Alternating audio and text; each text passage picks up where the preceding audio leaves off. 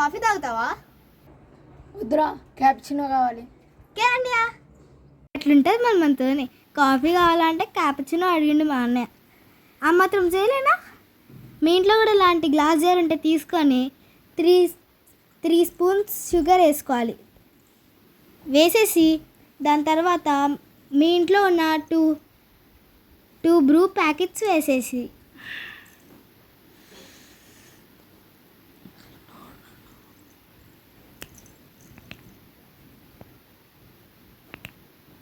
వేసేసిన తర్వాత మన ఇంట్లో ఉన్న 4 or 5 ఐస్ క్యూబ్స్ని తీసుకొని వేసేసేయాలి.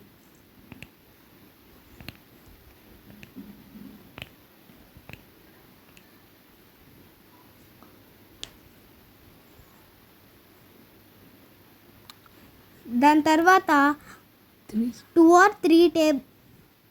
3 స్పూన్స్ వాటర్ వేసేసేయాలి. దాని తర్వాత లేట్ ఎందుకు, క్యాప్ పెట్టేసి షేక్ చేయాలి.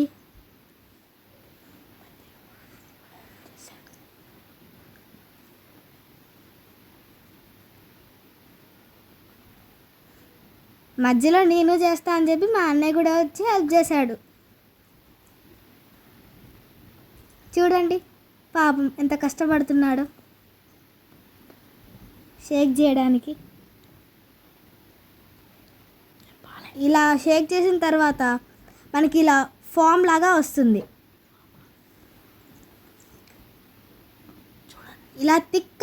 ఇలా నేను చూపిస్తున్నట్టు ఇలా థిక్ కన్సిస్టెన్సీ వచ్చేలాగా మనం దాన్ని షేక్ చేయాలి. షేక్ చేసిన తర్వాత మనం 2 గ్లాసెస్ తీసుకోవాలి. అబ్బా సూపర్ ఉందిరా.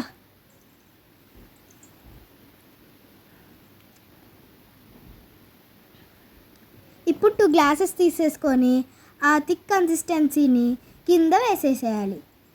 కొంచెం మిగిల్చుకోండి. అలా వేసేసిన తర్వాత గోరువెచ్చటి పాలు వాటి మీద పోసి స్పూన్తో మిక్స్ చేయాలి.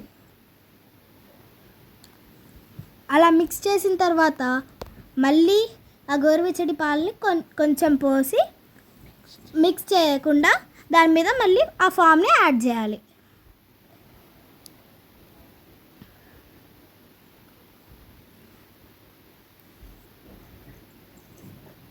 ఇప్పుడు మీ దగ్గర ఉన్న హెర్షీస్ సిరప్ తీసుకొని దాని మీద వేసేసేయాలి.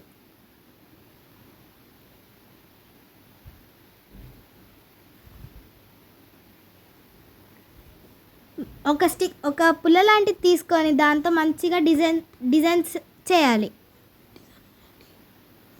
ఇగో నేను ఇలా చేశాను. మా అన్నయ్యది రాక పిచ్చి వచ్చినట్టు మొత్తం కలిపేశాను పాపం.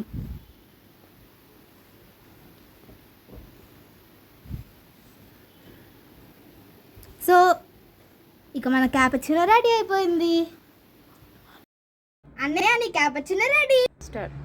థ్యాంక్ యూ రా.